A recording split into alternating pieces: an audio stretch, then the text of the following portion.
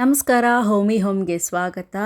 ಶ್ರಾವಣದ ಹಬ್ಬಗಳ ಸಾಲು ಸಾಲಿಗೆ ದೇವರಿಗೆ ನೈವೇದ್ಯಕ್ಕೆ, ಅಲಂಕಾರಕ್ಕೆ, ಹಾಗೆ ಸಂಜೆಯ ಟೀ ಕಾಫಿ ಜೊತೆಗೆ ಕುರುಮ್ ಅಂತ ತಿನ್ನೋದಕ್ಕೆ ಕೋಡುಬಳೆ ಬೇಕೇ ಬೇಕು.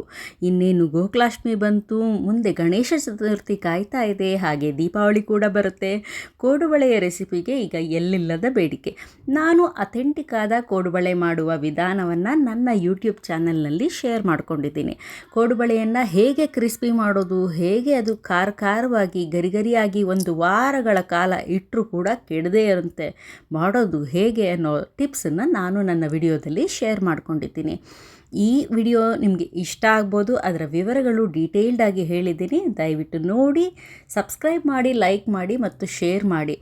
ಅಜ್ಜಿ ಮಾಡಿಟ್ಟಂಥ ಕೋಡುಬಳೆಯ ರೆಸಿಪಿಯ ರುಚಿಯನ್ನು ನೀವೇ ರಿಕ್ರಿಯೇಟ್ ಮಾಡಿ ಎಂಜಾಯ್ ಮಾಡಿ. ಹ್ಯಾಪಿ ಶ್ರಾವಣ.